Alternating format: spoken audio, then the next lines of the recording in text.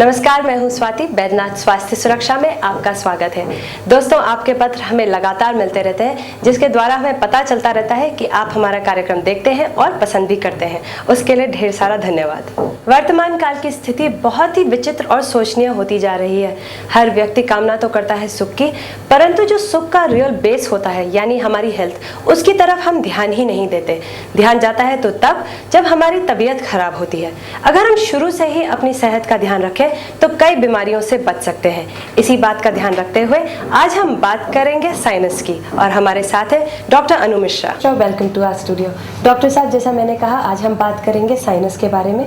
तो सबसे पहले हम ये जानना चाहेंगे कि साइनस किस प्रकार की बीमारी है। साइनस, इसको जो बेसिकली आयुर्वेद में हम लोग पीनस बोलते हैं, पीनस रोग है। इसके अंदर हम लोग जो एक तो इसको प्रतिशाय, जैसे कि जनरल कोल्ड हो जाता है या इन्फ्लुएंजा है, उससे कोरिलेट करते हैं। ये ऐसा नहीं कि सिर्फ प्रतिशाय से ही होता है, लेकिन ये कि इंडिपेंडेंटली अब जो है ग्रो कर सकता है। मैक्सिलरी साइनस है, इथियोमोइडल साइनस है, प्लस फ्रंटल साइनस। इसके अंदर एक म्यूकस लेयर होती है, उसमें इन्फ्लामेशन होने की वजह से जो सिक्रीशंस पैदा होते हैं उसे हम जो है साइनस बोलते हैं।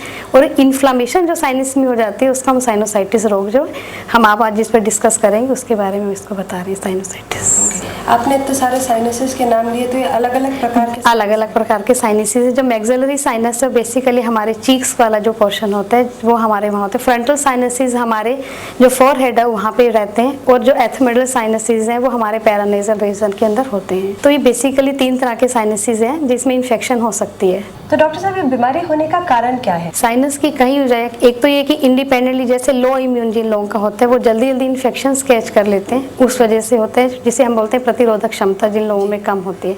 सेकेंडली, कई बार ये बैक्टीरिया और वायरल भी होते हैं, जिसके अंदर स्टेफिलोकोकस एंड स्ट्रेप्टोकोकस इस तरह के बैक्टीरियल इन्फेक्शन मानते हैं। जैसे मॉडर्न में इसको वायरल से कोरिलेट करते हैं, लेकिन हमारे आयुर्वेद में इसको वात कफज रोग के साथ कोरिलेट करते हैं। और इसका जो एक मेन वजह है, इसके अंदर जैसे एडिनोइड्स हैं जिनको टॉन्सिलाइटिस रहता है, उनके अंदर इन्फेक्शन के चांसेस ज़्यादा होते हैं। जो जल्दी ज़्यादा लोग जैसे शीतल चीज़ों का ज़्यादा प्रयोग करते हैं, जैसे कि ज़्यादा बर्फ़ है या ठंडे पानी को लेना, एसी कूलर्स को जो लोग ज़्यादा यूज़ करते हैं, या ज़्यादा ओस या ज़्यादा फोगी डेज के अंदर, इस तरह की चीज़ों का जो एग्रावेशन के ज़्यादा चांसेस होते हैं। तो जैसा आपने कहा कि फॉगी डेज में, क्या सर्दी से भी साइनस? बिल्कुल, सर्दी से जल्दी हो जाता है, क्योंकि मैंने आपको बताया वात कफज रोग है, तो इसमें कफ की प्रवृत्ति होने से जितनी ज़्यादा कफ बढ़ेगा बॉडी के अंदर उतना ये प्रतिशाय बढ़ता है, और प्रतिशाय जो बढ़ने से सिक्रीशंस हमारे जो इंक्रीज हो जाते हैं वो बेसिकली फिर पीनस का जो से हम साइनस बता रहे हैं उसका ये वो नाम ले लेता है। और इस धीरे धीरे ये हमारी जो और भी इन्फेक्शन इसके जैसे कई अलग सिम्टम्स जिसके बारे में आगे भी डिस्कस करेंगे, तो मैं आपको उसके बारे में पूरी जानकारी दूँगी। तो क्या सिम्टम्स होते हैं साइनस? इसमें सिम्टम्स ये हैं कि सबसे पहले हमारे को थोड़ा सा है कि इरिटेशन स्टार्ट हो जाती है, नेजल इरिटेशन। कई बार लगता है नाक के अंदर ईचिंग स्टार्ट हो रही है, आईज के अंदर ईचिंग स्टार्ट हो जाती है। फोरहेड में हमारा हमेशा ऐसे लगेगा कि हैवीनेस है या हेडेक्स, जो इसका मेन कंप्लेंट लेके पेशेंट्स हमारे पास आते हैं। और नेजल सिक्रीशंस जो सबसे पहले इसका एक बेसिक कॉज है कि हमें लगेगा पेशेंट बार बार जल्दी मुझे कोल्ड हो रहा है, थोड़ा सा ठंड में गए या फिर से ठंड से गर्म उस एटमॉस्फेयर में आते हैं, तो उससे हमारी जो नेजल सिक्रीशंस बढ़ जाती हैं, उसकी वजह से धीरे धीरे फिर ये जो इन्फेक्शन और बढ़ने लगता है, तो फिर ये म्यूकोपुरलेंट एक वो लेती है स्टेज, जिसके अंदर की थिक होना शुरू हो जाते हैं, इसके अंदर ये सिक्रीशंस उसका वो रूप ले लेती है। तो इसके अंदर ये सारे सिम्टम्स आते हैं। कई बार पेशेंट जो है इसके बारे में हमारे को बताते हैं, प्रीमोलर जो हमारे होते हैं दांतों में भी पेन बताने लगते हैं। तो ये इसके सारे बेसिक कॉजेज हैं। डॉक्टर साहब, क्या इस बीमारी का कोई आयुर्वेदिक उपचार है? बिल्कुल है, और इसका बहुत अच्छा इलाज है। इसके लिए हम कई तरह से ट्रीटमेंट देते हैं। एक तो इसके लिए हम पंचकर्मा ट्रीटमेंट जो हमारा बहुत अच्छा है, जिसमें शोधन चिकित्सा बोलते हैं, जिसको हम टोटली इरेडिकेट कर सकते हैं। इसके अंदर हम एक इसका ट्रीटमेंट देते हैं नस्य शिरोविरेचन। उसके अंदर हम कई तरह से देते हैं। एक तो हम इसमें जैसे डायरेक्ट कास्ट औषधियाँ होती हैं, उसका पाउडर है, हम जो चूरन फॉर्म में लाके उसको नलिका के द्वारा प्रवेश करा के, तो पेशेंट को इससे स्नीजिंग की जो प्रॉब्लम छींकी होती है, तो उससे जितना साइनस के अंदर कफ जमा होता है मेल्ट होकर वो बाहर आ जाता है। और सेकंड है कि इसके अंदर हम कराते हैं एक अनुतैलिक वो देते हैं नस से, जिसके अंदर हम षडबिंदु तेल है या अनुतेल है, कई ऐसे औषधि हैं जिसको हम वो लेजर ड्रॉप्स की तरह यूज़ करते हैं, उससे अंदर जाके साइनस वो खुलने में हेल्प करते हैं। और जो औषधि हैं इसके लिए हम यूज़ करते हैं, उसके लिए कई तरह की औषधि हैं, जैसे कि सीतोपलादी चूरन है, अभ्रक चूरन है, हम इसको शहद के साथ पेशेंट को बताते हैं देने के लिए। बासावले है जो कि मतलब बेसिकली च्यवनप्राश की तरह एक अवले फॉर्म में होता है। व्याघ्री हरितकी है और कंठकारी अवले, कई तरह की बहुत अच्छी औषधि हैं जो अगर हम पेशेंट को कंटिन्यूसली 3 to 6 मंथ्स तक अगर देते हैं तो पेशेंट को बिल्कुल रिलीफ मिलता है।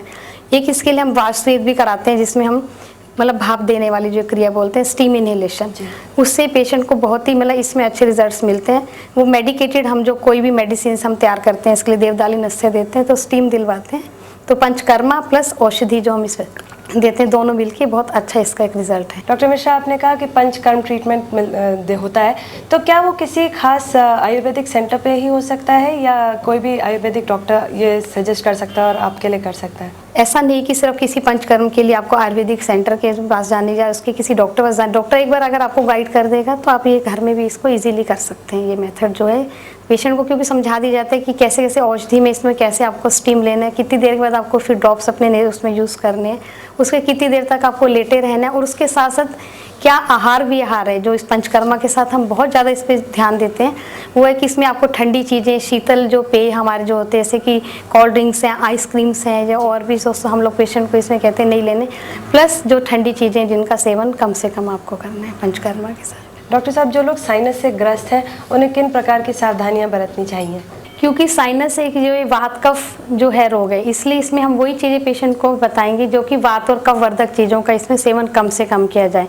तो आहार के अंदर जो हम बता रहे हैं इसके अंदर यही सब चीज़ें कि चावल है, दही है, जितनी भी जिनका मतलब जो कफ बनाते हैं हमारे शरीर के अंदर उन चीज़ों का सेवन कम से कम करना। इसी तरह केला है जिसमें हम फ्रूट्स में भी ध्यान देते हैं कि कौन से ठंडे फल हैं जो पेशेंट को नहीं खाने हैं। और तीसरी बात ये कि जो ज़्यादा ओस वाले से उसमें नहीं जाना, ज़्यादा बहुत जल्दी जल्दी कई लोगों को कि स्नान करने का होता है वो नहीं लेना है। रेनी सीजन में जैसे एग्रावेट होता है तो बरसात में कम भीगें, ये सब जो है हिदायतें हम इन ऐसे पेशेंट्स को देते हैं। और एसी कूलर का स्पेशली आजकल जो बहुत ट्रेंड है उस पर हम बहुत ज़्यादा पेशेंट को इस चीज़ के लिए बताते हैं कि कोई भी ऐसा, क्योंकि ज़्यादा जो चीज़ें ह्यूमिडिटी को इंक्रीज़ करती है वो इस रोग को भी जन्म देती हैं। तो ये चीज़ें प्रिकॉशंस पेशेंट को लेनी चाहिए। डॉक्टर साहब, लोगों को साइनस की समस्या ना हो तो इसके लिए किस प्रकार की सावधानियां बरतनी चाहिए? जैसे एकदम हम लोग गर्म अगर उसमें है कि एकदम बाहर ठंड में एकदम से नहीं जाएं। दूसरा ये सब खाने पीने का तो ऑलरेडी हम बता चुके हैं, वो सब उनको नहीं लेना है।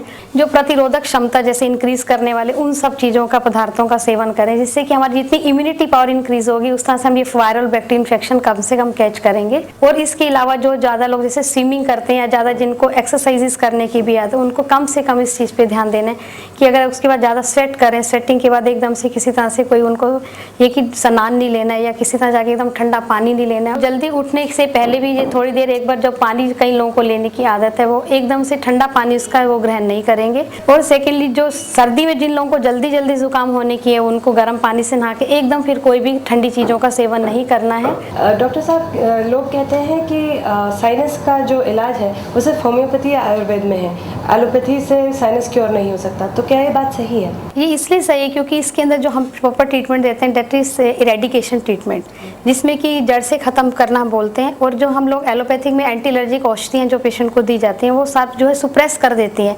और सुप्रेशन होने से जो अंदर ही अंदर जो कफ और ज़्यादा जमा होकर और ज़्यादा इस चीज़ को जो है बढ़ा देता है।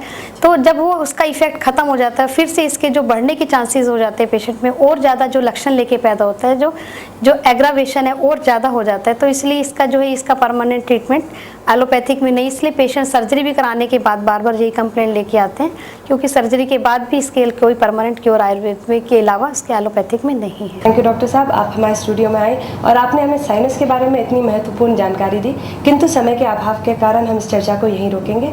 ये चर्चा हम अपने अगले एपिसोड में जारी रखेंगे। धन्यवाद। अगर आप साइनस या किसी अन्य बीमारी के बारे में जानना चाहते हैं तो आप हमें पत्र लिख सकते हैं। हमारा पता है